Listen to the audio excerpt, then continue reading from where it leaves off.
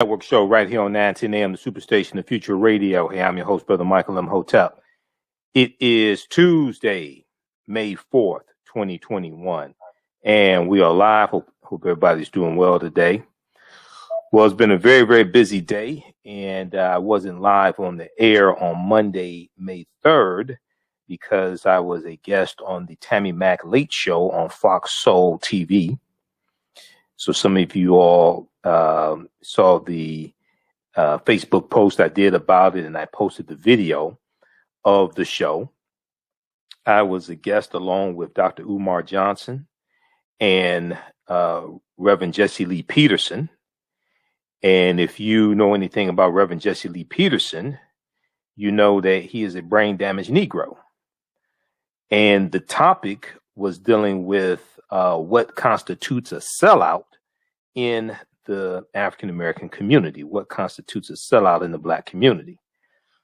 So, needless to say, it was a pretty it was a pretty festive discussion, and Reverend Jesse Lee Peterson was going at Umar, and I tried to stay out of it, and then he kept it, and then Reverend Jesse Lee Peterson kept interrupting me when I was speaking. So I had to go off on him. So we'll share some segments on tomorrow's show about what happened. Okay. I got to go through and edit it a little bit. We'll share some segments on tomorrow's show about what happened. But yeah, it I had to take 2 extra strength Tylenol. Literally, seriously, I had a headache after dealing with Reverend Jesse Lee Peterson, and I had to take 2 extra strength Tylenol after I got finished with that show. Oh my God! You know, he said he grew up on a plantation when he was a little boy, and I think he's still mentally on the plantation. But so on tomorrow's show, we'll share some excerpts of the Tammy Mack Late Show. But you know, it was a good show. We got some good information out. But oh Lord, Reverend Jesse Lee Peterson is something. And we got into a discussion. We talked a little bit about the discrimination against African American farmers, because I dealt with some history, right? And this ties into, once again, the discussion today. Now, on our show Friday, our April 30th, 2021 show, okay? We did the show after I did Roland Martin Unfiltered. And one of the topics we were going to deal with on Roland Martin Unfiltered on Friday, April 30th, was this article from the Columbus Dispatch: White farmers sue seeking government loan forgiveness. Now, you know, we talked about we've talked about this before. So on my show Friday, since we did not get a chance to discuss this topic on Roland Martin Unfiltered because we ran out of time, we dealt with it in depth on my show Friday, April 30th. Okay, and I'm going to pull up this article here. White farmers sue seeking government loan forgiveness. This is from April 30th, 2021. This is behind the $5 billion allocated for African American farmers and farmers of color in the $1.9 trillion American Rescue Plan, okay, that passed the House of Representatives and passed the U.S. Senate without a single Republican, including Senator Tim Scott. Not a single Republican voted for it, and it was signed into law by President Joe Biden. Okay, now it talks about a lawsuit in Wisconsin. But then there's a article from BlackAmericaWeb.com that talks about a second lawsuit on behalf of a white farmer in Texas. Okay, so see, now all of this is tied together. All of this is tied together. This is tied together to what Senator Tim Scott of South Carolina said on Wednesday, April 28th. When he delivered the GOP rebuttal to the speech from Joe Biden that Joe Biden delivered to a joint session of Congress. Then on Sunday, May 2nd, Senator Tim Scott was on Face the Nation. I'm going to share an excerpt of that interview on Face the Nation because Senator Tim Scott talked about the $5 billion going to African-American farmers and how it was wrong, how it's discrimination, how it's discriminating against white farmers. That's what this is about. This is what I've been telling you. That's what this is about. Now, John Wesley Boyd Jr., who's the president of the Black Farmers Association, we've talked about John Wesley Boyd Jr. here before. We shared some interviews that he's done. He was interviewed on Monday, May 3rd, 2021 by Roland Martin on Roland Martin Unfiltered to deal with this backlash that African-American farmers are getting. Okay. Now, it's important to understand, and I talked about this on the Tammy Mack Live show yesterday and broke this down to Reverend Jesse Lee Peterson. He acted like he didn't understand what I was saying.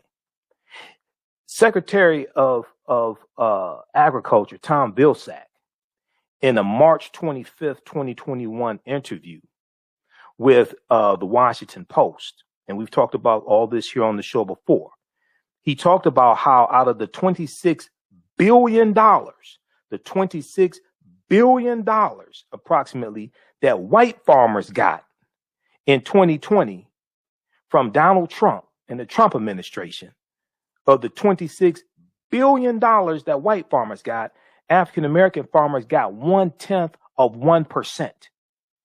1/10 of 1%, $20.8 million. None of these Republicans who are saying systemic racism does not exist, none of these Republicans who are attacking the $5 billion allocated to African-American farmers because they lost 92% of their land over the past 100 years and lost 12 million acres of land, largely due to discriminatory practices coming from the federal government, coming from the Farmers Home Administration, dealing with redlining and all different types of things like this.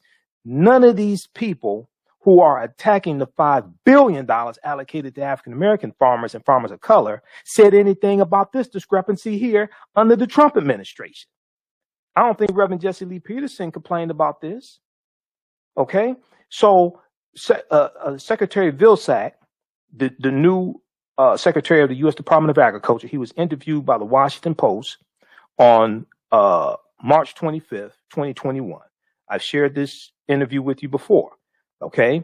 Agriculture Secretary Tom Vilsack says only 0.1% of Trump administration's COVID farm relief went to black farmers. Only 0.1% of Trump administration's COVID farm relief went to black farmers. Okay. So this is from March 25th, 2021. Now, it says of the distribution of the coronavirus relief increased those gaps, he said. Let's back up for a minute. In an interview with the Washington Post, Secretary of Agriculture Tom Vilsack for the first time noted the extent to which the Trump administration's response to the coronavirus pandemic exacerbated existing disparities across the American economy. Okay, the Trump for the first time noted the extent to which the Trump administration's response to the coronavirus pandemic exacerbated existing disparities across the American economy. Because politics is the legal distribution of scarce wealth, power, and resources, and the writing of laws, statutes, ordinances, amendments, and treaties, their adoption, interpretation, and enforcement. Anybody that tells you it doesn't matter who's in office or anything like that, that's a lie. They don't understand politics. The distribution of coronavirus relief increased those gaps, Secretary of Agriculture Tom Vilsack said.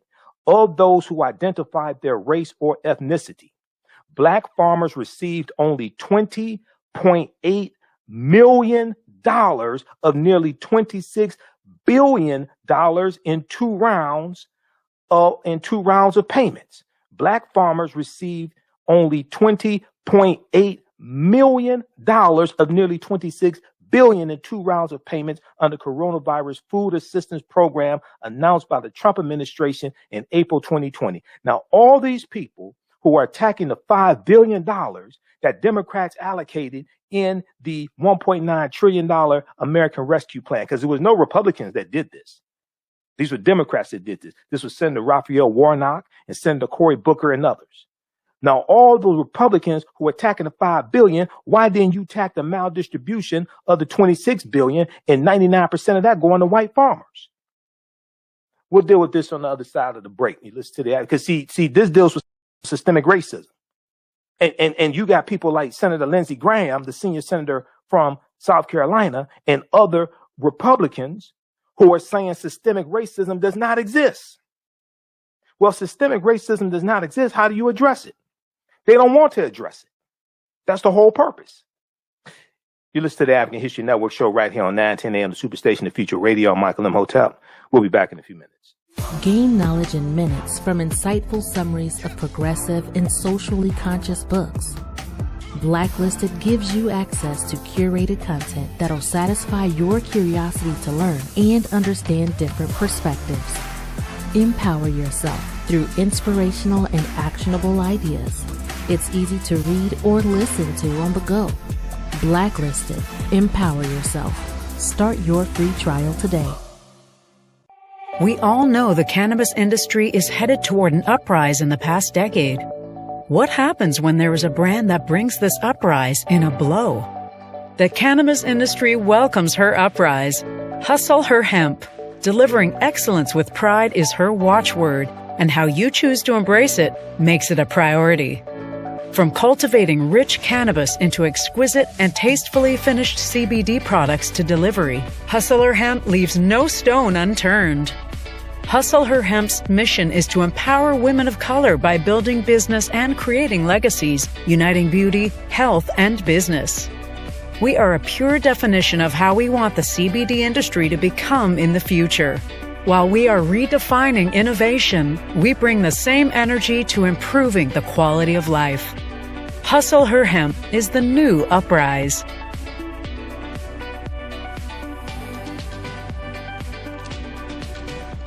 Hi, I'm Joel Wilson, President and CEO of JCW Computer Consulting LLC, a technology implementation firm with over 20 years of satisfying customers. We offer a full spectrum of industry top-tier branded services.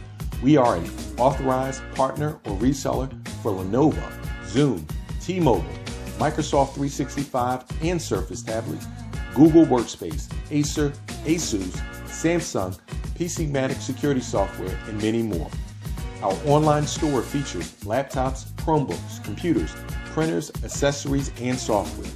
Businesses, take advantage of our free 1-hour Zoom tech consultation and know we offer top nationwide high-speed internet service providers, voice over IP, and cellular phone services. Home users, don't miss our current in-stock Chromebook inventory. Please visit us at jcwcc.com or call 215-879-6701. Welcome back to the African History Network show right here on 910 AM Superstation, the Future Radio. I'm your host, Brother Michael Imhotep. It is Tuesday, May 4th, 2021, and we are live calling numbers 313-778-7600. 313-778-7600 is the call-in number if you have a quick question or comment. So right before the break, we were talking about now it is 2 lawsuits that have been filed against the U.S. government, against the U.S. Department of Agriculture and Agriculture Secretary Tom Vilsack. And this is because of the $5 billion that's allocated to go towards African American farmers and farmers of color in the $1.9 trillion American Rescue Plan. Now, a lot of people are not talking about this. They talk about the $1,400 stimulus checks, but this $5 billion it's $4 billion in loan forgiveness and things like this. This greatly will benefit African American farmers. Okay, it's being attacked by conservatives, is being attacked by Republicans who are calling it racist and divisive and reverse racism, and they're saying systemic racism doesn't exist. Okay, so want to remind you all also, you can my new online course is on Saturdays, 12 noon to 8 p.m. Eastern Standard Time. Ancient Kemet, the Moors, and the Maafa, understanding the transatlantic slave trade, what they didn't teach you in school. This is a 9-week 18-hour online course. We deal with thousands of years of history, and we do what led up to the transatlantic slave trade taking place. Okay, so we just posted a link here. We do the class live, but all of the sessions are recorded. All of the sessions are recorded. So as soon as you register, you can watch the class that we did May 1st. Our next class is Saturday, May 8th. It's a 9-week, 18-hour online course where we do thousands of years of history. We start in ancient Africa and ancient Kemet and, ancient Egypt and Nubia and Ethiopia and the Nile Valley region of Africa. And we deal with also the 800-year occupation of Europe by the Africans known as the Moors. And we deal with what led up to the transatlantic slave trade taking place. Okay. It's regularly $130, on sale $80. All the sessions are archived. As soon as you register, you can watch our class from May 1st. But also I did the whole class in February and March, kicking off African American History Month in February. So we have those sessions that you can watch as well. They're all on demand. You can watch from around the world. Visit our website, AfricanHistoryNetwork.com, AfricanHistoryNetwork.com, or we posted the link here. You can click there and register there. Okay. All right. And we have it right on the homepage of our website. Okay. So right before the break, I was giving you some background information dealing with this whole attack on this $5 billion allocated for African American farmers. Okay. And this ties into what Senator Tim Scott said in his rebuttal on Wednesday, April 28th. Okay. His rebuttal he delivered the GOP rebuttal to Joe Biden's speech to a joint session of Congress.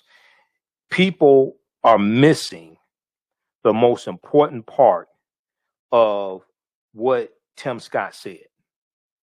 See, people are focused on him saying America's not a racist country. That's not the most important part of what he said. The most important part of what he said is what he said next. What he said next was, it's backwards to fight discrimination with different types of discrimination, and it's wrong to try to use our painful past to dishonestly shut down debates in the present. See, because when he talks about it's backwards to fight discrimination with different types of discrimination, he's specifically talking about the $5 billion allocated to African American farmers, and he's talking about policies put in place to address racism, because this is how his party thinks. He's delivering the rebuttal on behalf of the GOP. This is how they think. You have many Republicans who are saying that systemic racism does not exist. And I want to bring up the article from the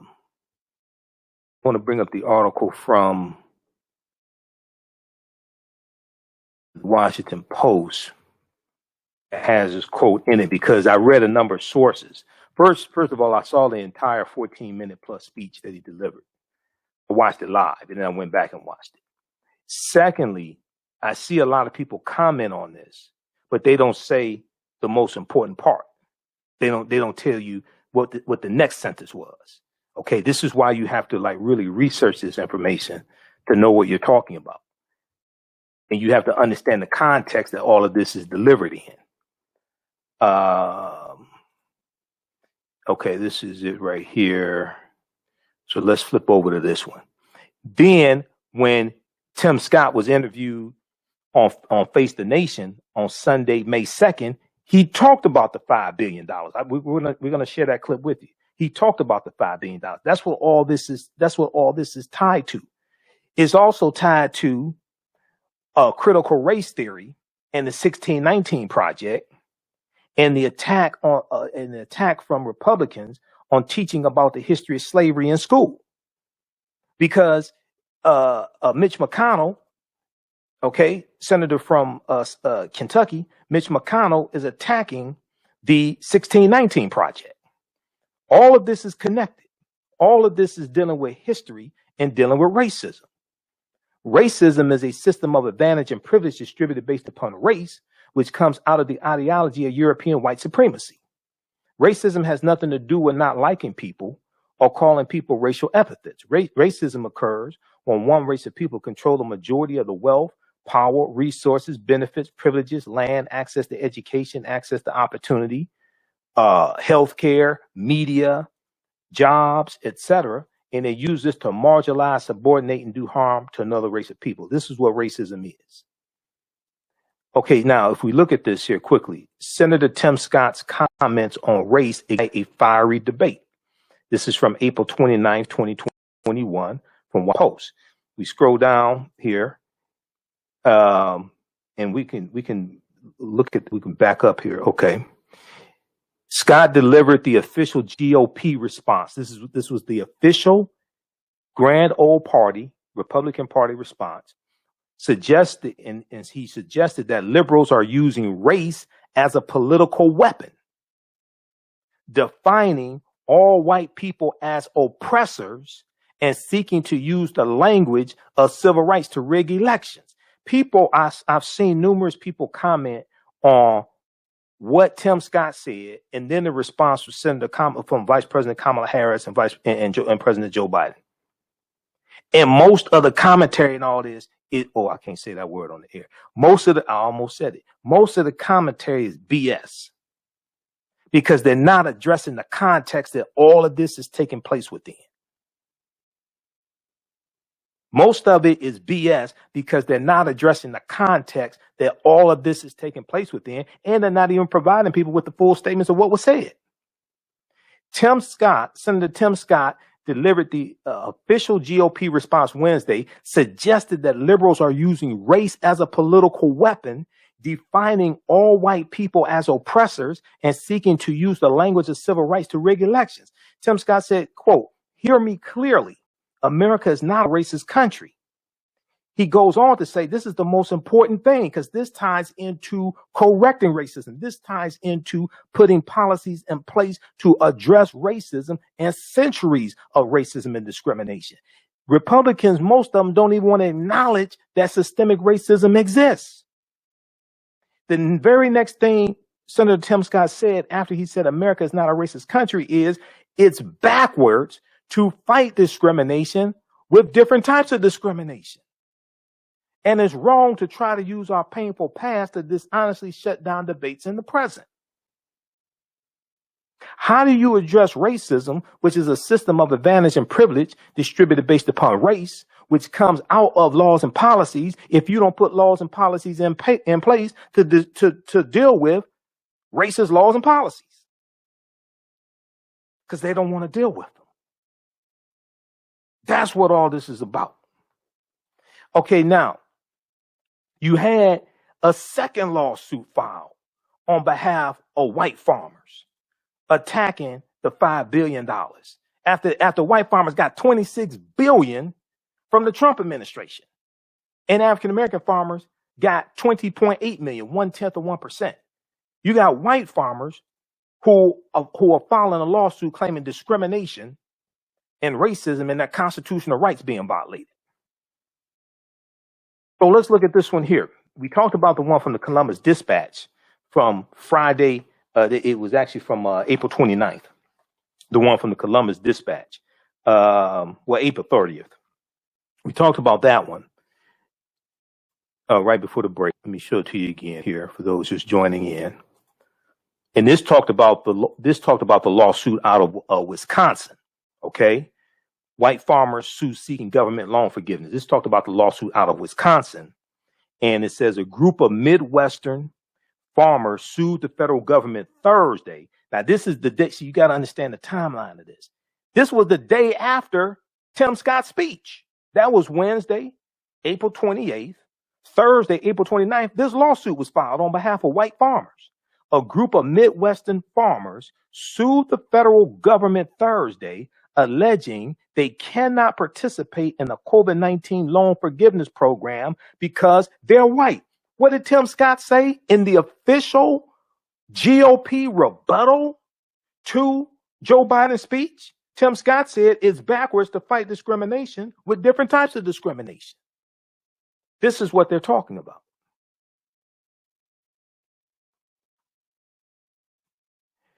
The group of plaintiffs includes farmers from Ohio, Wisconsin, Minnesota, and South Dakota. According to the lawsuit, the Biden administration's COVID-19 stimulus plan provides $4 billion to forgive loans for socially disadvantaged farmers and ranchers who are Black, American Indian, Hispanic, Alaska Native, Asian American, or Pacific Islander. White farmers are not eligible, amounting to a violation of the plaintiff's constitutional rights, the lawsuit contends. They ain't saying nothing about the $26 billion they got from the Trump administration, and the African American farmers are largely shut out of that. They ain't saying anything about that. They're complaining about this $4 billion. The $4 billion is $5 billion total, but it's $4 billion in loan forgiveness. They want to complain about that after African American farmers have lost 92% of their land over the past 100 years, 12 million acres of land over the past 100 years. Quote, were plaintiffs eligible for the loan forgiveness benefit, they would have the opportunity to make additional investments in their property, expand their farms, purchase equipment and supplies, and otherwise support their families and local communities, the lawsuit said. Because plaintiffs are ineligible to even apply for the program solely due to their race, they have been denied the equal protection of the law and therefore suffered harm. Okay, what did Tim Scott say in the official GOP rebuttal to Joe Biden's speech? This is what I'm saying. I've seen a lot of stuff people have been putting out. They're missing the most important part. He said it's backwards to fight discrimination with different types of discrimination. They're talking about policies that will address racism. Most Republicans are against that. It was last Wednesday.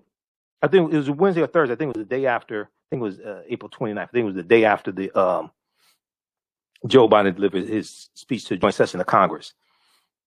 Fox News had this town hall meeting dealing with Is America Racist?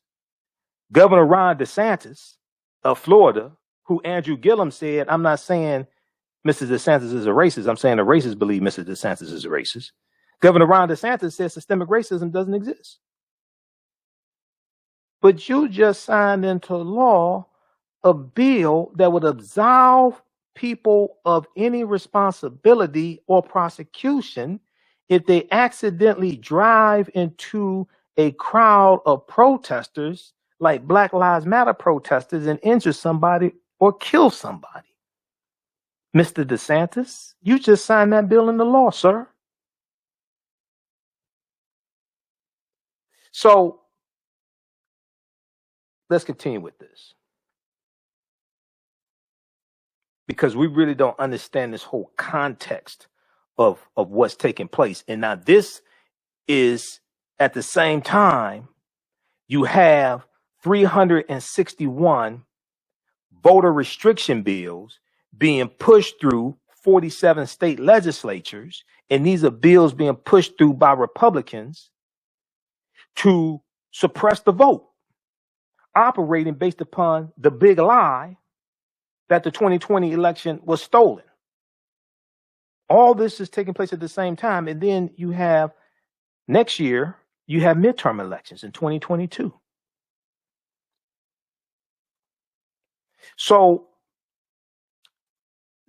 read this full article here from the Columbus Dispatch. Okay, this is from April 30th, 2021. This is from Friday, April 30th, 2021. White farmers sue seeking government loan forgiveness. Okay.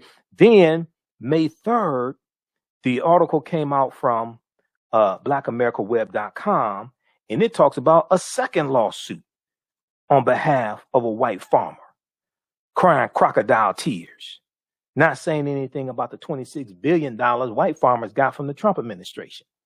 Conservatives launched lawsuits attacking historic government aid for Black farmers. And see, one of the things was, Reverend Jesse Lee Peterson was lucky, said it at the tail end of the show yesterday, because he said Black farmers were getting a freebie in this coronavirus bill, $5 billion. He called it a freebie. That's not a freebie. That's to deal with 100 years of racism and discrimination. conservatives launched lawsuits attacking historic government aid for black farmers. White farmers overwhelmingly benefited from federal aid programs under the Trump administration. So they have amnesia now. Maybe, luckily for you, Obamacare covers pre-existing conditions. Luckily for you, Obamacare covers pre-existing conditions because they have amnesia and they suffer from white fragility, it seems like. 5 white farmers last week sued USDA Secretary Tom Vilsack. So that lawsuit was filed Thursday, April 29th, the day after Tim Scott delivered the rebuttal speech on behalf of the GOP. They're suing USDA Secretary Tom Vilsack in his official capacity, alleging reverse discrimination for his treatment of black farmers in particular. Alleging reverse discrimination. The lawsuit claimed the effort to address equity for farmers of color denied white farmers equal protection under the law. Well, black farmers didn't get equal protection for the past 100 years, approximately. Playing fast and loose with the historic provision, not to be confused with Wild and Loose by Moore's Day and the Time. By the time, but it's Wild and Loose. This is Fast and Loose, okay? All right. Playing fast and loose with the historic provision, the conservative Wisconsin Institute for Law and Liberty represents the 5 farmers. In the complaint, and see, these are farmers in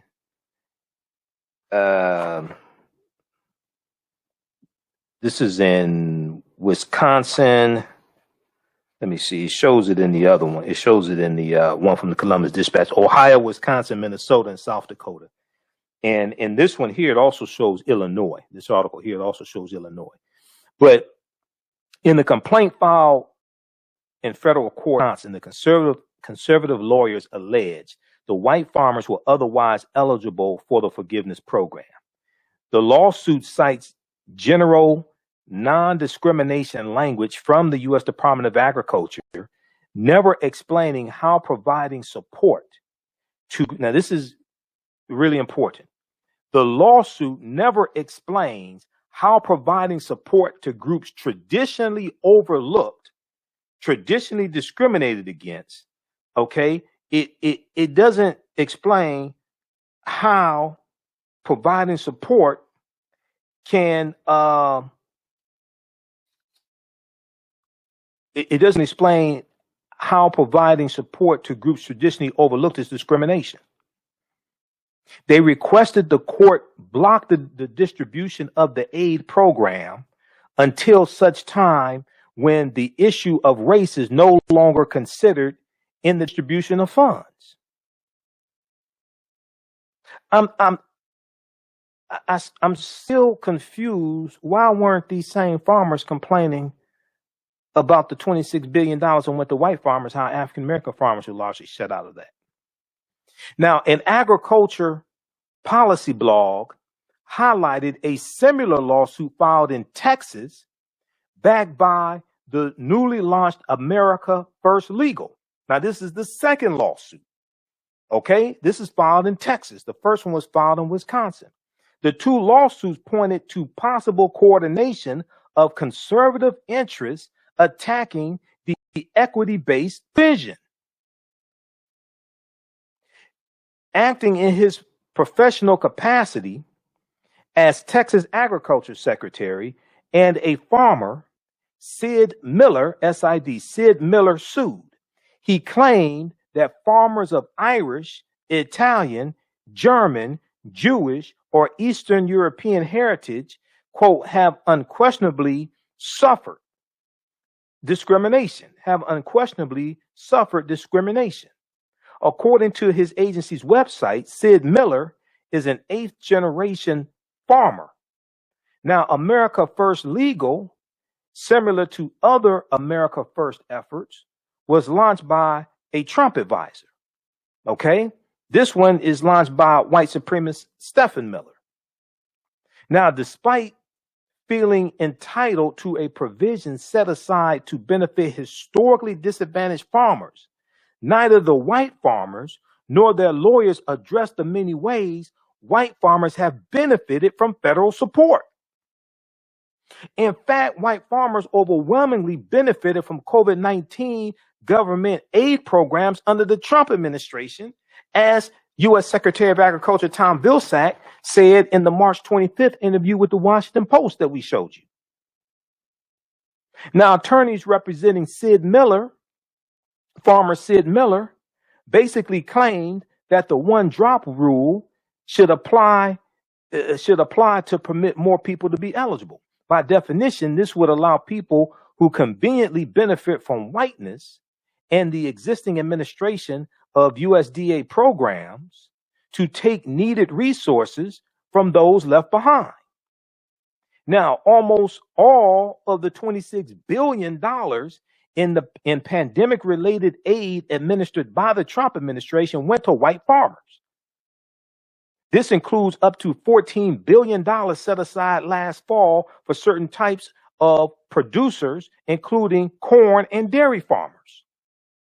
Before the passage of the debt relief for socially disadvantaged farmers, only 0.1%, 1/10 of pandemic aid went to black farmers.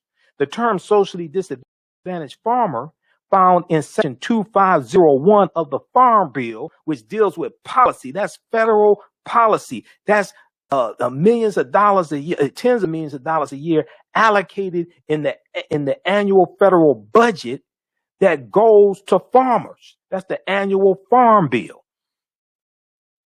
The term socially disadvantaged farmer, which is found in section 2501 of the Farm Bill, includes farmers of color. It includes farmers of color. As previously noted by News One, the Emergency Relief for Farmers of Color Act, set aside $4 billion to provide direct financial support to farmers of color.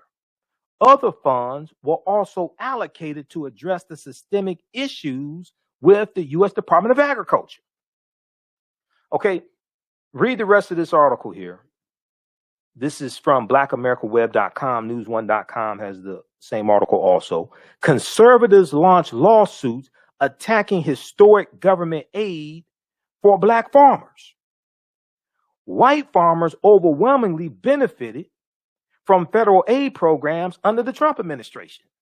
Now, these same Republicans, Lindsey Graham, Senator Tim Scott, all these same Republicans crying crocodile tears over this $5 billion allocated for African American farmers, Hispanic farmers, Native Americans. They were silent when $26 billion was going to white farmers under the Trump administration.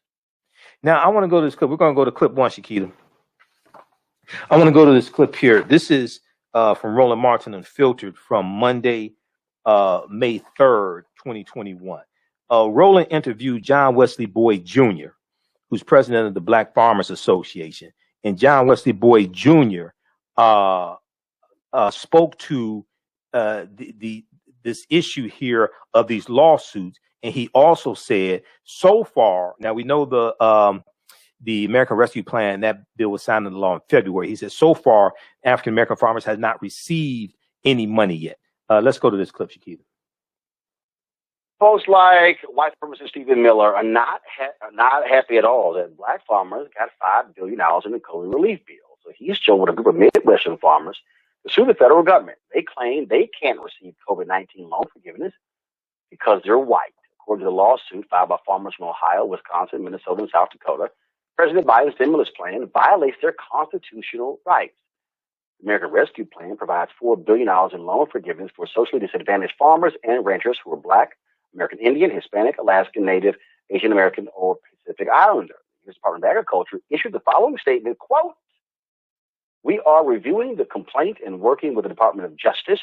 During this review, we will continue to implement debt relief to qualified socially disadvantaged borrowers under the law." John Boyd is the founder and president of the National Black Farmers Association, joins us right now.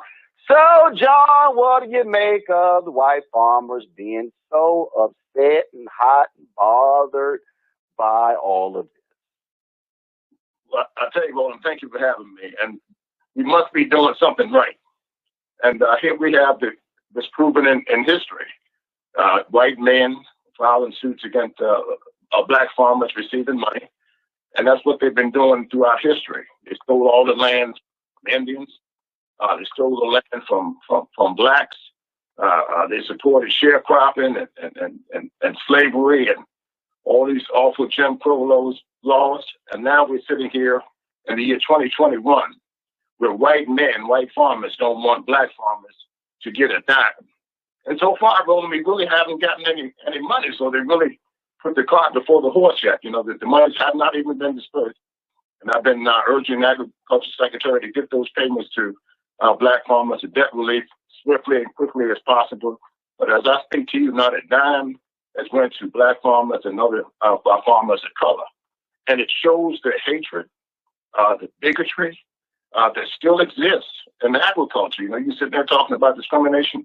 One of the most racist industries in the United States is the agriculture industry. Here we have an agriculture secretary of Texas where 8 out of 10 loans were denied to black farmers on average in this country, and he's filing suit against black farmers. So what kind of help is he offering black farmers in the state of Texas? Probably nothing.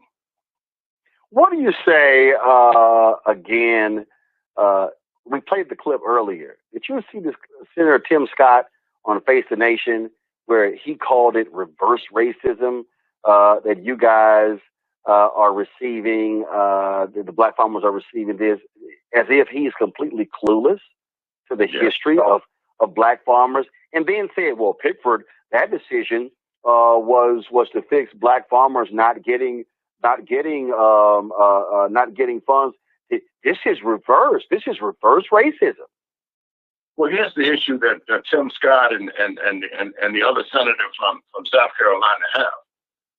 They need to really check themselves here, Roland. All of the money, just about 99% of $500 billion went to white farmers in the United States from taxpayer dollars.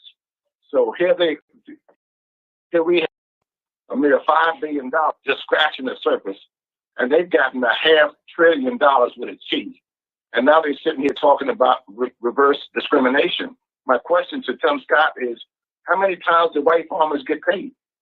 They've gotten all of the money, all of the years, all of the decade, and all of the time. And we are the group that's been totally excluded based on all of the numbers, all of the statistics, from land loss to the lack of loans to the lack of presence at federal offices in the United States of America.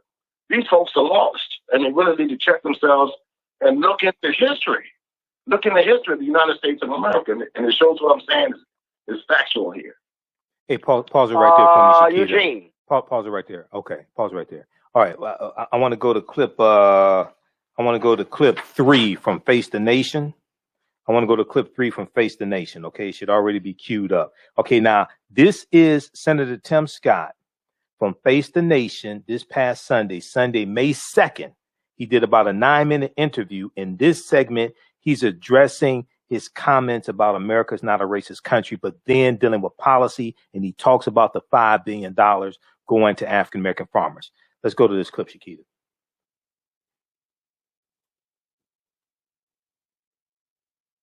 Clip number 3. Tim Scott says significant numbers of Republicans willing to support police reform. And on the streets, so respond. Let me ask you about your theory about race. You said America is not a racist country in your response to the president. The president has subsequently said he agrees with you. But you've also said, so there's some common ground there. You've also said to suggest there aren't racial challenges and patterns is for someone to be blind. And you've also said that the system is breaking the back and breaking the spirit of millions of people in our country. And you're talking about Black Americans who are being affected by that system. So help people understand when you say it's not a racist country, but then you do talk about a system that targets Black Americans. You've talked about it today. Help people square those two statements. Sure, absolutely. Well, first, let me say, thank goodness that finally our president, our vice president, and one of the leaders in the Democrat caucus in the House, Jim Clyburn, have all come forward and said exactly what I've been saying for a long time. America is not a racist country. The question is Is there a lingering effect after a couple of centuries of racism and discrimination in this nation? The answer is absolutely. The question we should be debating and fighting over is how do we resolve those issues going forward? One side says, I'm going to take from some to give to others.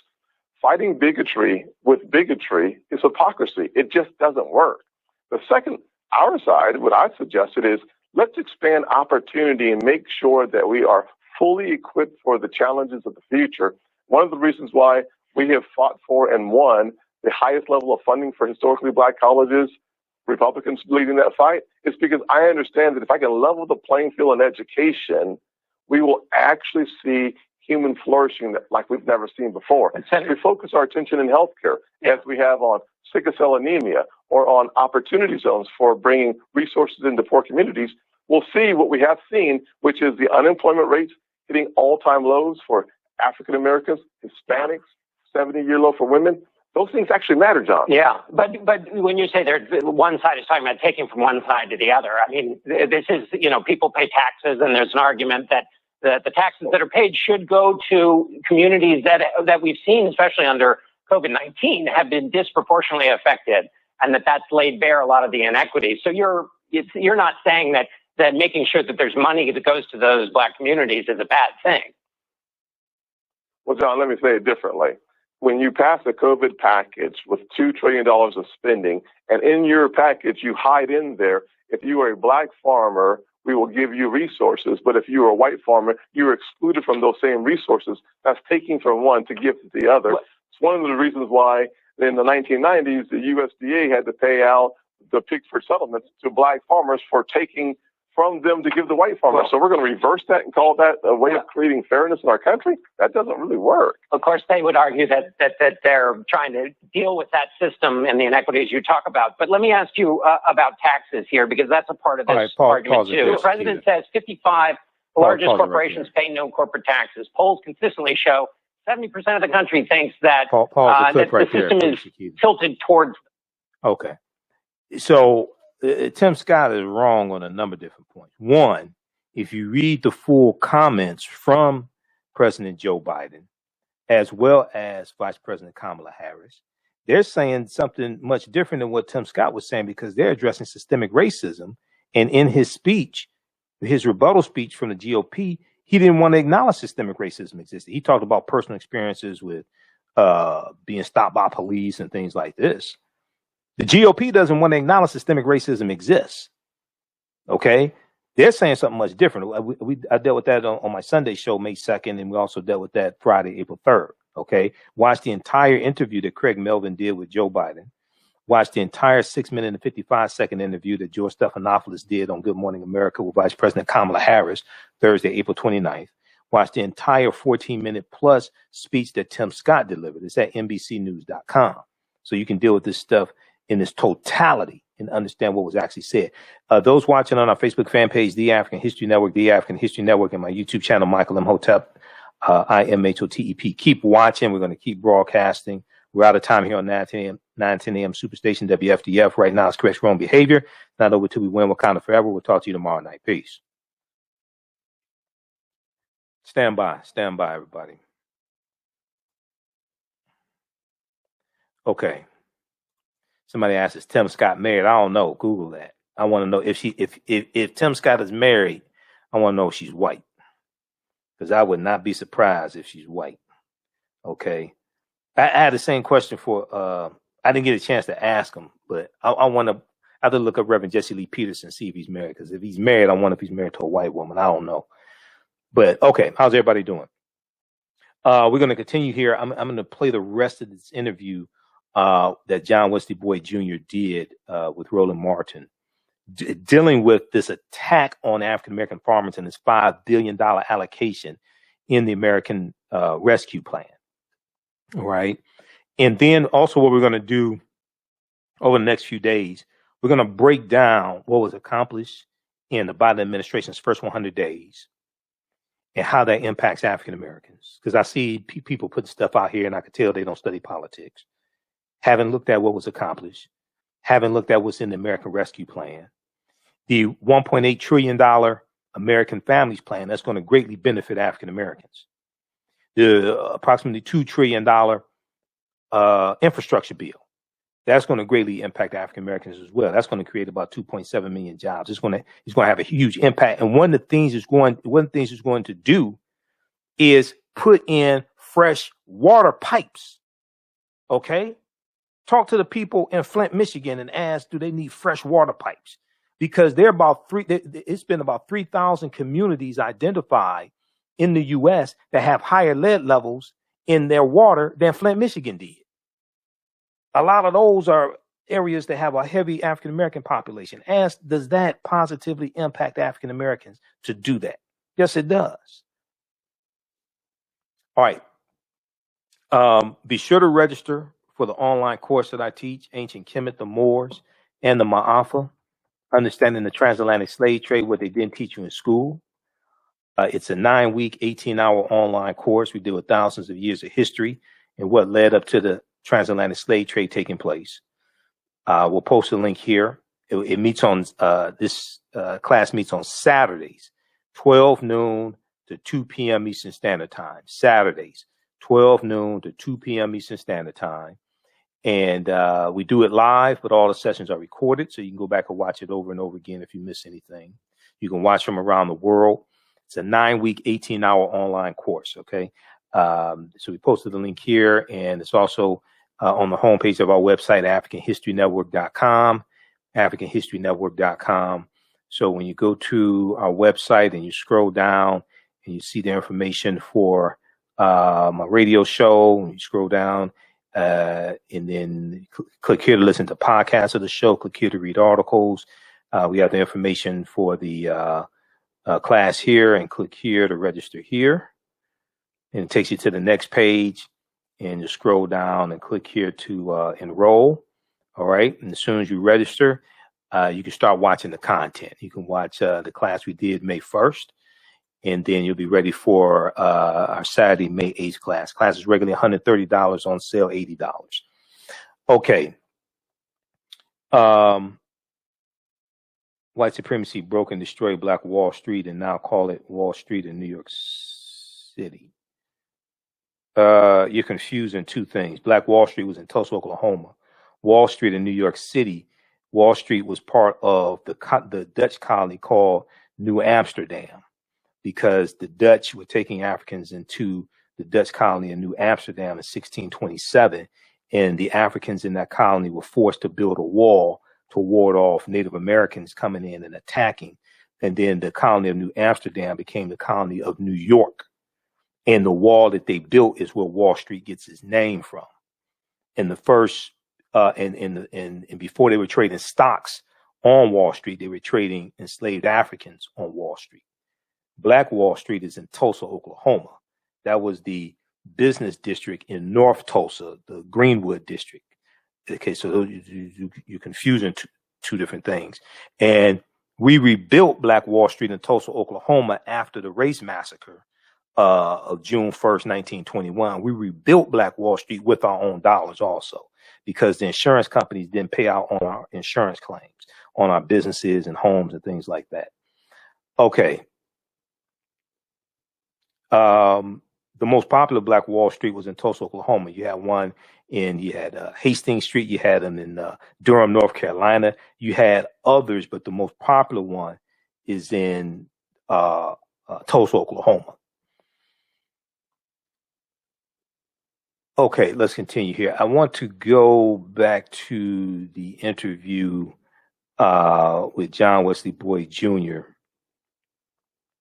from Roland Martin Unfiltered from Monday, May 3rd, 2021, because John Wesley Boyd Jr. is the president of the Black Farmers Association. He was addressing these attacks on the money allocated in the American Rescue Plan. Now, once again, this is an example of how elections have consequences.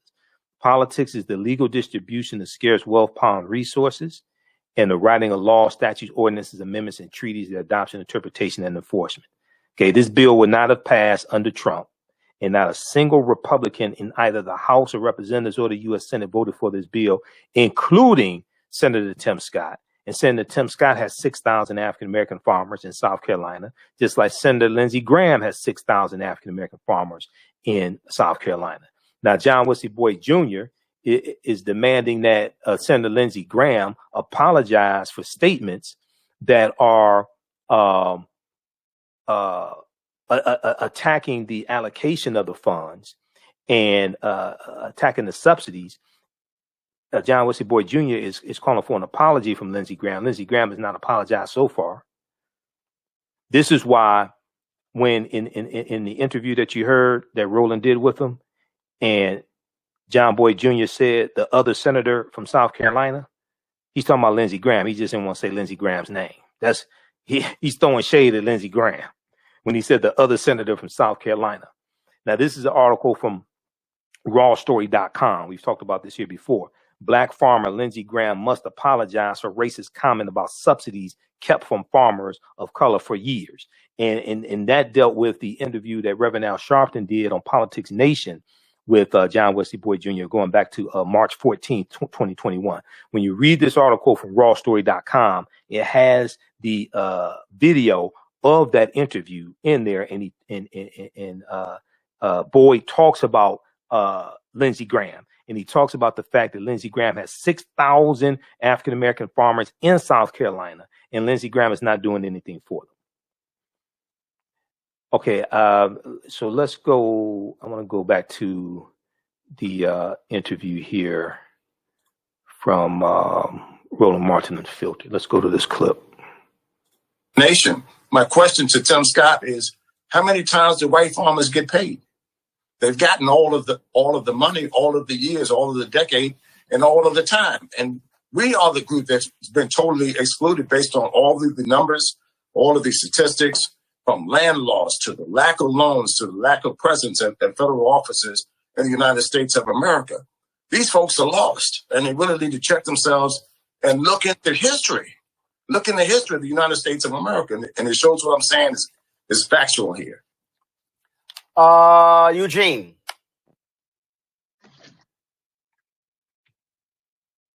There we go. Hey, can you guys hear me? Appreciate it. Now we can hear you. Good to see you, Brother John. I guess my question is, one of the things I think we probably can do as a community is support these Black farmers and, intentionally buy produce from Black farmers. Do you guys have like a portal or e-commerce website where you can be able to connect Black farmers with product directly with consumers, where we can, just grab directly from Black farmers and, help keep our Black farmers alive? Absolutely. And we want to connect those farm local areas. Please look at our website, nationalblackfarmersassociation.org, and become a member. We need to be connected, and we need to share this information and knowledge and wisdom right now. And this is a very, very important time in history. For the first time, we're actually going to get, hopefully, $5 billion, $1 billion to go to technical assistance and outreach to do some of the things that you're asking a question about. That hasn't been set up yet. So I believe in the coming months, maybe when I come back on road and I have more information on how these programs are going to be rolled out. But until then, we need support. The National Black Farmers Association needs the support of Black America to speak out and support us in this fight. I'll probably wind up filing something in court in the coming days. And I reached out to the Justice Department to look at this rinky-dink lawsuit here, is what I'm going to call it. And we'll probably wind up filing something in court as well, some sort of injunction of some sort. But we need the support from the Black community to speak up about this terrible injustice that continues against America's Black farmers. And we've lost the land. We've lost so much in this country. And we're going to fight back. I'm going to fight back, and I'm going to continue to fight back. It took us 30 years to get this debt relief to Black farmers. And I want people to ask them, the senators, to reach out and support Cory Booker's bill, the Black Farmers Justice Act bill. That's another way that they could help us. There's an additional fundings there and to return the lands to the Black and newer beginning farmers in this country. So we're making some headways, and these people are mad about it. But they weren't mad about slavery. They weren't mad about Jim Crow. and they weren't mad about stealing all the land from Indians and from blacks in this country. Michael. Mr. Boyd, have you, black farmers, how do they do with being vendors to the Whole Foods, Harris Teeter's, Vons, Kroger, Giant, Safeway, you name it? Are they able to compete with those grocery stores where a lot of obviously people of color shop?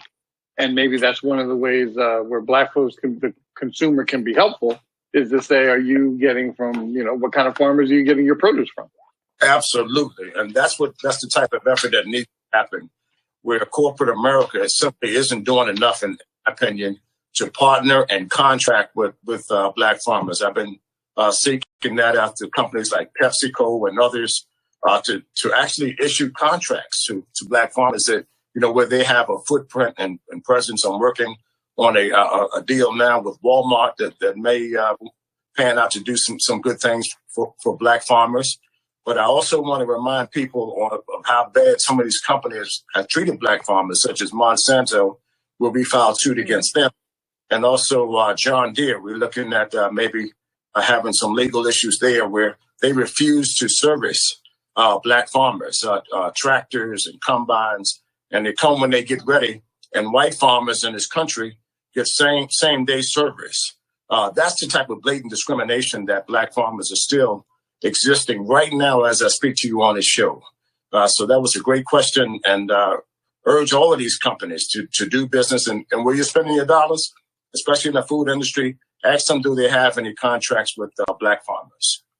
Julian, question for John Boyd. First of all, Mr. Boyd, thank you for your work and for your persistence in raising this issue about black farmers. Now, when President Obama was in office, Tom Vilsack was the Secretary of Agriculture, and he was not the most easy person to deal with for black farmers. However, he's been reappointed by President Biden. What's your thought about that? Has he been more malleable, or is he still sort of the brick wall that he used to be? Well, as you know, and me and Roland actually spoke about this on his show, we weren't excited about Secretary Vilsack going back to USDA, and I told him just last month, he said he wanted to listen and learn. I told him he should have listened and learned under the Obama years, and he should get the payments out to black farmers within 30 days is what I asked him to do. But the president had a Zoom call, and he asked me to support Secretary Vilsack coming back to the Ag Department, because many of us didn't like that issue or that thought. I was more excited about Marsha Fudd, someone more progressive, and that would to do more with black farmers and expand our avenues there. But we got Secretary Vilsack. He's there. I'm going to try to work with him to make sure that these payments get out to black farmers just as quickly as possible. And the president said, if it doesn't work out, reach out and let him know. And I plan to do just that if he doesn't do what he says he's going to do. So we're going to give him a chance, and he has to show us this time. It's not the black farmers showing him anymore. Now he has to show us, what he's going to do to advance the ideas and concerns of black farmers and other farmers of color in this country. All right. John Boyd, let us know how it goes. Any help we can give, we're always there for you. And listen, Roland, I want you guys to come down to my farm and visit my farm in Virginia sometime. So that's an invitation for you and your whole cast. Hey, I'll come. No, first of all, where's your farm? It's Virginia, North Carolina border. It's in a little small township called Boydton, like my name, slave name, Boydton. So how far is it from D.C.? It's about 3 hours dead south of D.C. All right. So I think what we'll do is, I think we might take a road trip, because I haven't ridden horses in a while. So I need to do that. And so maybe what we'll do is, we'll get the Row Mobile, and actually broadcast the show, from the farm, this summer. Absolutely. Love to do that. And again, thank you, Roland, for staying on top of this issue, because you were one of the first journalists to put it on your television show back in 2009, 2008, when black farmers. All right, we're back. My computer went into hibernation. on me. I'm broadcasting live. Okay, so that was from Roland Martin Unfiltered, Monday, May 3rd, 2021. Okay. So check out that interview. That's it. You can watch that on YouTube at Roland Martin on YouTube, or Facebook, Roland Martin on Facebook.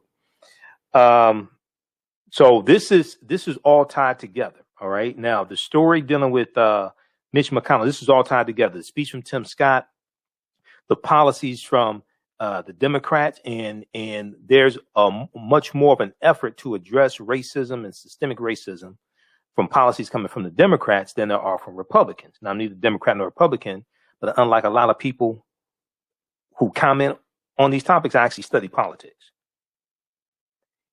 When you study the policies, it's Republicans who are attacking policies to address systemic racism.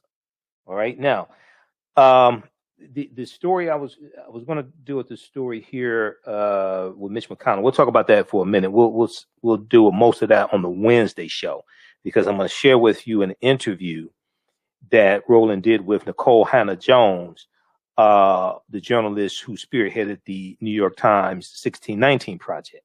The 1619 Project is still coming under attack. We'll talk about this in just a minute. We'll deal with that more on our Wednesday show. Then also on our Wednesday show, I'll share with you a couple of excerpts from the Tammy Mack Live show when I was a panelist on with Dr. Umar Johnson and Reverend Jesse Lee Peterson. And Reverend Jesse Lee Peterson, oh my God, that brother needs some help. He is mentally enslaved. Let me see here. Well, here's the link to that clip from Roland Martin Unfiltered right here. Now, also, if you like this type of information, you can support the African History Network, and we definitely need your support. $, the AHN Show through Cash App, $, the AHN Show through Cash App, or through PayPal, paypal.me/the AHN Show, or at our website, AfricanHistoryNetwork.com. And when you do it through Cash App, be sure to type in $, the AHN Show, SHOW, and it'll show my name. It'll say Michael, and then it'll show my picture there. And then you can also do it through PayPal or at our website, AfricanHistoryNetwork.com. This helps us keep broadcasting 6 days a week, stay on the air, keep doing the research, pay some of the bills, etc. And you can also register for my online course, Ancient Kemet, the Moors, and the Maafa, Understanding the Transatlantic Slave Trade, what they didn't teach you in school. If we go back quickly to the article from blackamericaweb.com, and it's also at newsone.com as well.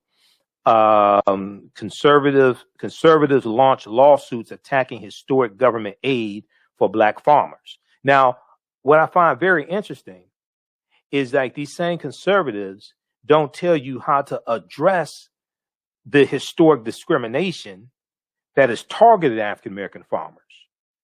They don't tell you what to do to address the historic discrimination. When you try to put policies in place to address the historic discrimination, they want to call the policies racism. They want to call the remedy racism, but not the policies that cause the need for the remedy. They don't want to call the original policies. They don't want to call that racism.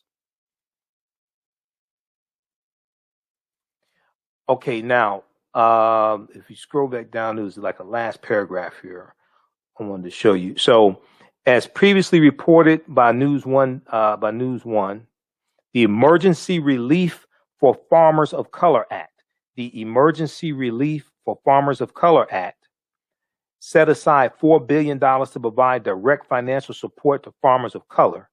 Other funds were also allocated to address the systemic issues within the USDA, U.S. Department of Agriculture. Now, the USDA Office of Partnerships and Public Engagement, OPPE, not to be confused with OPP. Okay? OPP is not the same as OPPE. Okay? I don't want people to be confused. If you hear OPPE, don't say, I'm down with OPPE. Okay? So the USDA Office of Partnerships and Public Engagement, also known as OPPE, oversees programming to support socially disadvantaged farmers and ranchers. It was first introduced in the 1990 Farm Bill. The term expanded to include veterans in 2014. the federal government has allocated over $130 million for grants to Section 2501 programs since 1994. Okay. All right. So check out this article here from blackamericaweb.com. Also. All right. Now, there was, I want to try to squeeze this other one in. There was a really good interview that John Boyd Jr. did with Yahoo News. It's only 4 minutes. And I want to try to squeeze this one in also. Let's see here. For 25 years, the Black History 101 Mobile Museum has carried on the rich legacy of the Black Museum movement in America by showcasing original artifacts of the Black experience at colleges, universities, K-12 schools, corporations, libraries, conferences, and cultural events, making it the most traversed Black History mobile exhibit in American history. Dr. Khalid El-Hakim is the founder of the Black History 101 Mobile Museum, and he is a highly sought-after public speaker on topics of Black history, social studies, education, museum studies, hip-hop, and race relations. Dr. Khalid was named among the change makers for NBC Universal's Erase the Hate campaign and listed as one of the 100 men of distinction for Black enterprise. He recently founded the Michigan Hip Hop Archive on the campus of Western Michigan University. The Black History 101 Mobile Museum is currently scheduling in-person and virtual exhibits nationwide. For more information, please contact Dr. Khalid El-Hakim directly at 313-645-4197, 313-645-4197, or visit their website at blackhistorymobilemuseum.com. That's blackhistorymobilemuseum.com. You can also email him at bhistory101@yahoo.com, bhistory101@yahoo.com.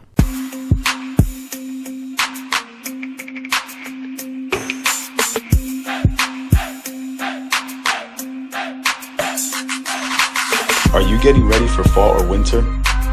We have the solution for all seasonal clothing needs.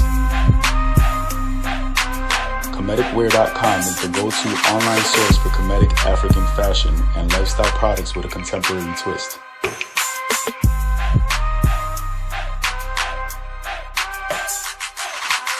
We're committed to offering unique styles reflecting our African heritage.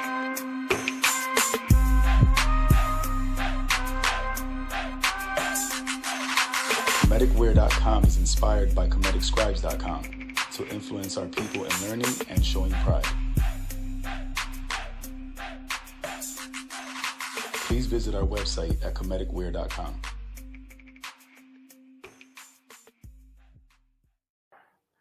Okay. Let's go to this one here. Just a second. Let's cue this up. This deals with white farmers sue U.S. government seeking coronavirus loan forgiveness. This is from Yahoo News, May 4th, 2021, an interview with John Wesley Boyd Jr. Decades-long racism in farming by creating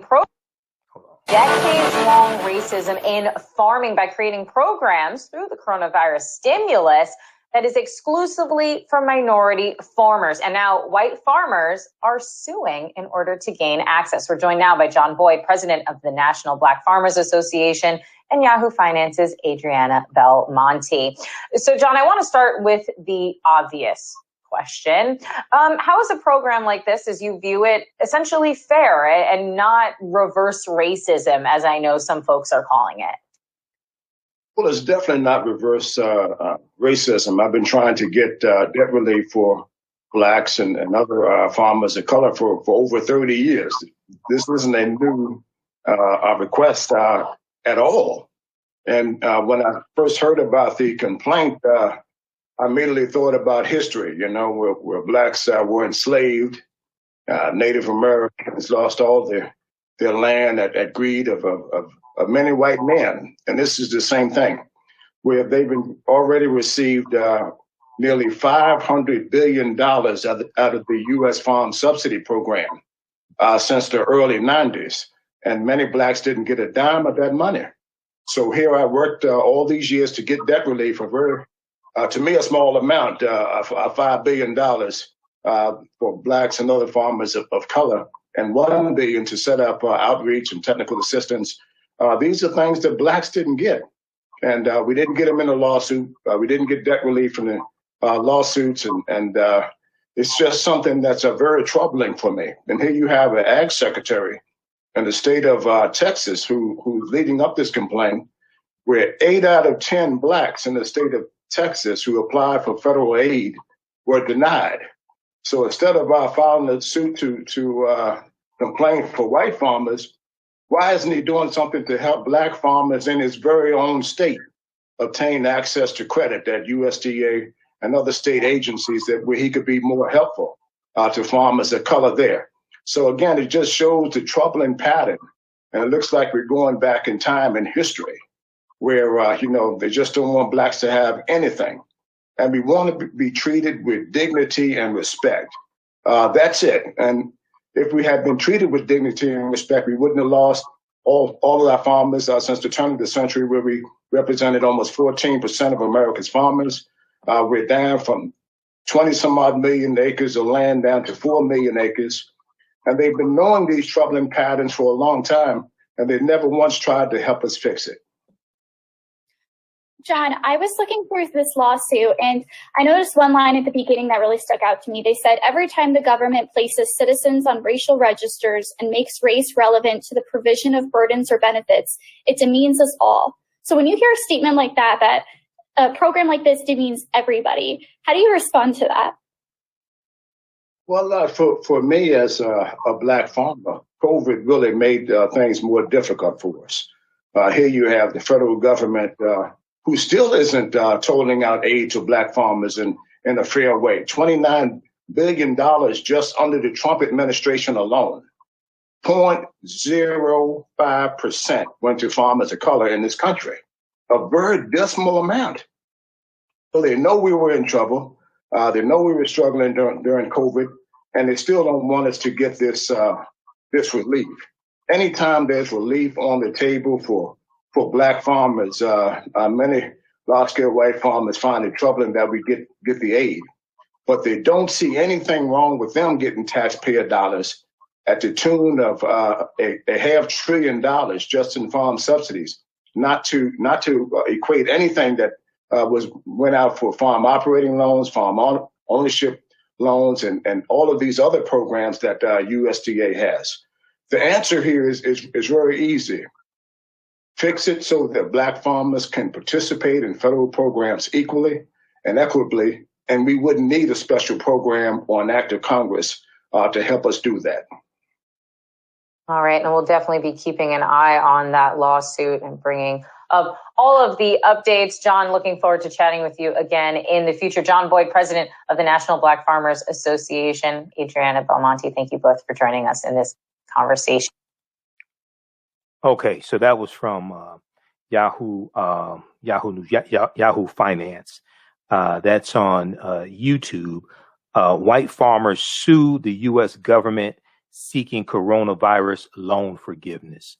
White farmers sue the U.S. government seeking coronavirus loan forgiveness. That's from Yahoo Finance, May 4th, 2021. You can find that interview on YouTube, and here we'll post a link here also. Okay. And you see the graphic that we have up here as well to give some insight into this portion of the $1.9 trillion American Rescue Plan bill that no Republicans voted for. Stimulus provides $4 billion to forgive loans for socially disadvantaged farmers and ranchers who are African American, American Indian, Hispanic, Alaska Native, Asian American, or Pacific Islander. Plaintiffs say exclusion, plaintiffs in these lawsuits filed on behalf of these white farmers. Plaintiffs say exclusion is a violation of their constitutional rights. Now, they skip over the $500 billion in subsidies that white farmers have received. They skip over the almost $26 billion that white farmers received from the Trump administration. Okay, they have amnesia when it comes to all that. The $5 billion that's going to African American farmers and Hispanic farmers and Latin American farmers for historic discrimination. Okay, now all of a sudden they have a problem. Now, this reminds me of Dr. King, and this reminds me of this reminds me of 1966. Dr. King delivered a speech, and they talk about it in the book How White Folks Got So Rich, The Untold Story of American White Supremacy. And it's Dr. King dealing with economics. Okay, and every Dr. King Day, they like to show the last 2 minutes of his speech that was renamed "I Have a Dream," because "I Have a Dream" was not the original name of the speech. And they like to talk about the mountaintop. They don't talk about that. The speech was 43 minutes. The speech was about 16 minutes and some change. I Have a Dream. Originally called A Canceled Check. Well, before that, it was called Normalcy Never Again. Just 1 second. So Dr. King talks about what happened after slavery ended. And he talks about how the former slaves were locked out of a massive land giveaway. Okay. But he also talks about federal aid that white farmers got and how African American farmers were locked out of this federal aid.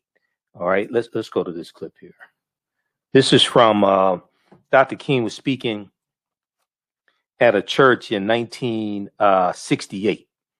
Early 1968, Dr. King is speaking at a church, and he's talking about the acquisition of land. In the book, How White Folks Got So Rich, The Untold Story of American White Supremacy, the third edition, they talk about this on page 73 and 74. All right. Talk about this on page 73 and 74. Let's go to this clip here. At the very same time that America refused to give the Negro any land, through an act of Congress, our government was giving away millions of acres of land in the West and the Midwest, which meant that it was willing to undergird its white peasants from Europe with an economic floor. But not only did they give the land, they built land-grant colleges with government money to teach them how to farm. Not only that, they provided county agents to further their expertise in farming. Not only that, they provided low interest rates in order that they could mechanize their farm. Not only that, today, many of these people are receiving millions of dollars in federal subsidies not to farm, and they are the very people telling the black man that he ought to lift himself by his own bootstraps. And this is what we are faced with, and this is the reality. Now, when we come to Washington, in this campaign, we are coming to get our check. Okay, I want to back that up and play that again so you take in all of this. He's talking about policies, discriminatory policies from the federal government that gave an advantage to white farmers, disadvantaged African American farmers. All right, so from 1930 to 1939, we lost over 200,000 African American farms during the Great Depression.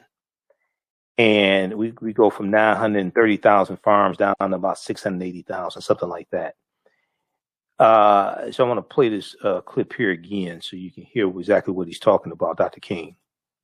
At the very same time that America refused to give the Negro any land, Through an act of Congress, our government was giving away millions of acres of land in the West and the Midwest, which meant that it was willing to undergird its white peasants from Europe with an economic floor. But not only did they give the land, they built land-grant colleges with government money to teach them how to farm.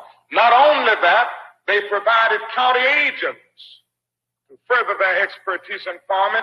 Not only that, they provided low interest rates in order that they could mechanize their farms. Not only that, today many of these people are receiving millions of dollars in federal subsidies not to farm, and they are the very people telling the black man that he ought to lift himself by his own bootstraps.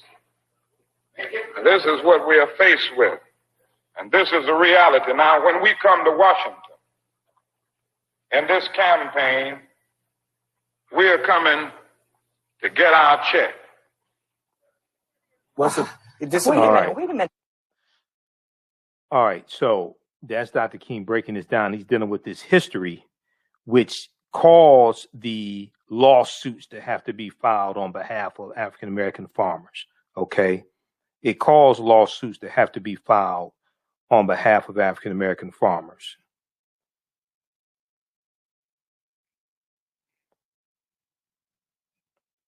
Okay, so let's continue here. All right, so we'll deal with the rest of this on the show tomorrow. We'll get into Mitch McConnell attacking the 1619 Project. We're out of time here. Be sure to register for my online course, Ancient Kemet, the Moors, and the Maafa, Understanding the Transatlantic Slave Trade, what they didn't teach you in school. All right, we have to get out of here. Be sure to register for my online course, Ancient Kemet, the Moors, and the Maafa, Understanding the Transatlantic Slave Trade, what they didn't teach you in school. Remember, at the African History Network, we focus on educating, empowering, and inspiring people of African descent throughout the diaspora and around the world, because right now, knowledge corrects wrong behavior. It's not over till we win. Wakanda forever. We'll talk to you tomorrow. Peace.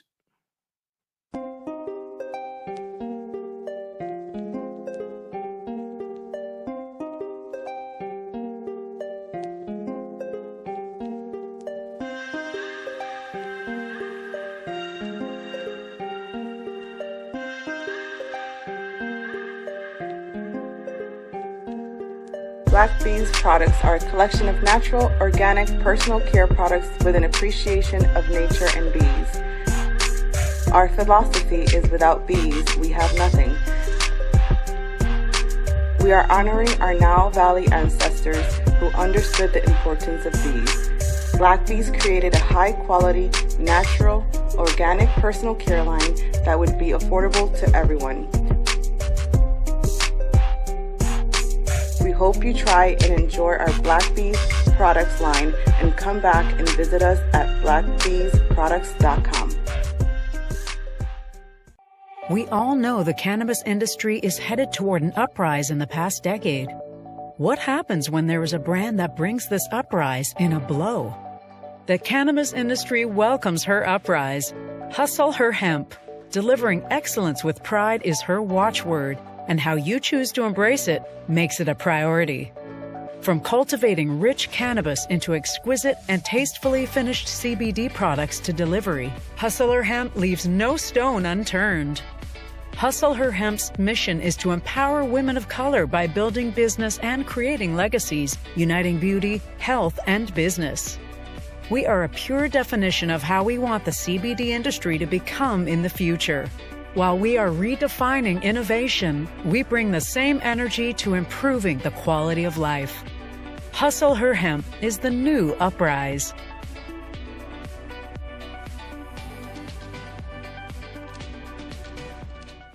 With blackbusinesstee.com, the messages are clear and meaningful. Keep your business in the black and out of the red. Mind your black business, know your numbers, and plan strategically. Black Business Boss, lead your industry. Support black business, encourage, patronize, and uplift one another. BlackBusinessTea.com currently has products sold in Detroit, Atlanta, Chicago, and Los Angeles, with proceeds returned to the black community. They have a wide selection of hoodies, t-shirts, mugs, hats, sweatshirts that support black-owned businesses. Visit the website blackbusinesstee.com. That's blackbusinesstee.com. For 25 years, the Black History 101 Mobile Museum has carried on the rich legacy of the Black Museum movement in America by showcasing original artifacts of the Black experience at colleges, universities, K-12 schools, corporations, libraries, conferences, and cultural events, making it the most traversed Black History mobile exhibit in American history. Dr. Khalid El-Hakim is the founder of the Black History 101 Mobile Museum, and he is a highly sought-after public speaker on topics of Black history, social studies, education, museum studies, hip-hop, and race relations. Dr. Khalid was named among the change makers for NBC Universal's Erase the Hate campaign and listed as one of the 100 men of distinction for Black enterprise. He recently founded the Michigan Hip Hop Archive on the campus of Western Michigan University. The Black History 101 Mobile Museum is currently scheduling in-person and virtual exhibits nationwide. For more information, please contact Dr. Khalid El-Hakim directly at 313-645-4197, 313-645-4197, or visit their website at blackhistorymobilemuseum.com. That's blackhistorymobilemuseum.com. You can also email him at bhistory101@yahoo.com, bhistory101@yahoo.com. Digital Dandelion's Technical Solutions works with businesses like yours to create an operations manual for your business, which is something many businesses don't have. According to AARP, more than 30% of small business owners are over 50 years old. Many business owners want to retire by selling their businesses or by passing their businesses on to their children. However, according to Forbes Investment Advisors, many retiring owners' attempts to sell their businesses for retirement fail. You cannot sell your business without a business manual. Your children also cannot inherit your business because there is no way to run it. Your business does not have to die when you leave. Their business Bible products will give you the tools you need for a thriving business that can make you money even after you retire. Are you looking at increasing your business's annual revenue? Digital Dandelions can help you make at least $100,000 in annual revenue and expand your business.